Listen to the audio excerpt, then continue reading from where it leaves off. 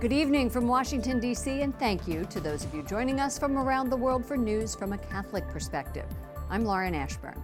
French President Emmanuel Macron lands in the U.S. to fanfare ahead of 2 days of tough negotiations with President Trump. This marks the Trump administration's first state visit. On the agenda, trade and nuclear disarmament. White House Correspondent Mark Irons joins us for a preview. Good evening, Mark. Good evening, Lauren. As we speak, the president and his French counterpart are touring Mount Vernon, the plantation home of George Washington, just outside of Washington, D.C. Macron hopes to persuade President Trump not to scrap the multinational nuclear agreement with Iran.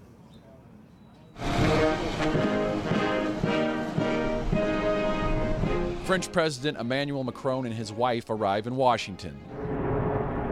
On the agenda tonight, a helicopter tour of D.C. monuments and a visit to George Washington's tomb before dinner at the first American president's Mount Vernon estate.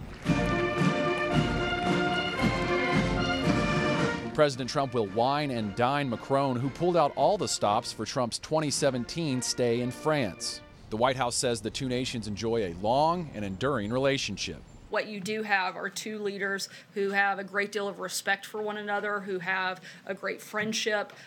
Certainly both have a great deal of interest in doing what is best for their country.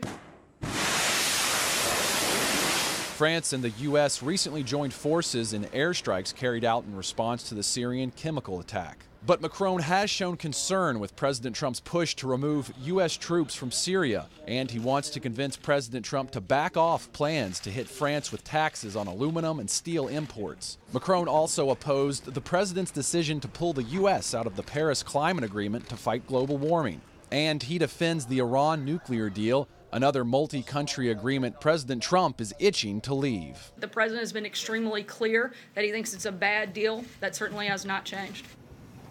We'll see if President Macron can encourage President Trump to remain in the Iran deal. On another topic, Macron addressed French bishops earlier this month and gave a speech on the importance of Catholics engaging politically in the country.